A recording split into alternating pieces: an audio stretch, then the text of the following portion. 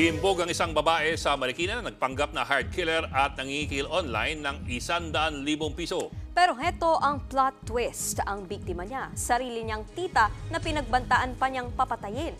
Nasa frontline na balitang yan si Brian Castillo.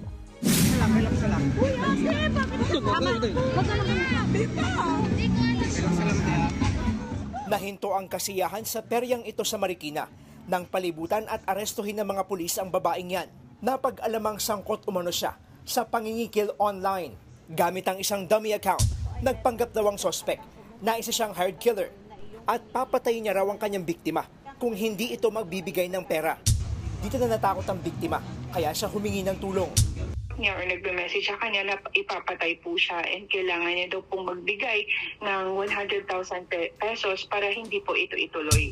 Walang kamalay-malay ang sospek na mga tauhan na pala ng PNP Anti-Cybercrime Group ang nakausap niya para ibigay ang hinihingi niyang pera. Pero ang maituturing na big reveal, pamangkin pala ng biktima ang nangingikil sa kanya.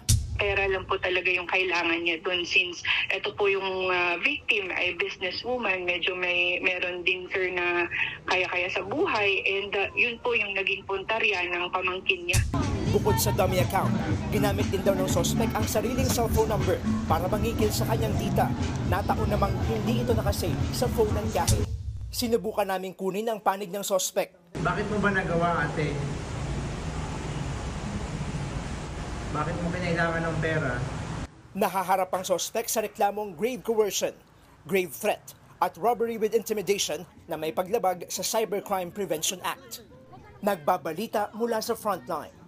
Brian Castillo, News 5. Mga kapatid, Ed Lingaw po, maging maalam at may pakialam sa mga napapanahong balita sa ating bansa. Para sa mas malalimang pagtalakay at paghimay sa mga issue at headlines, tumutok lamang at pag-subscribe sa social media pages ng News 5.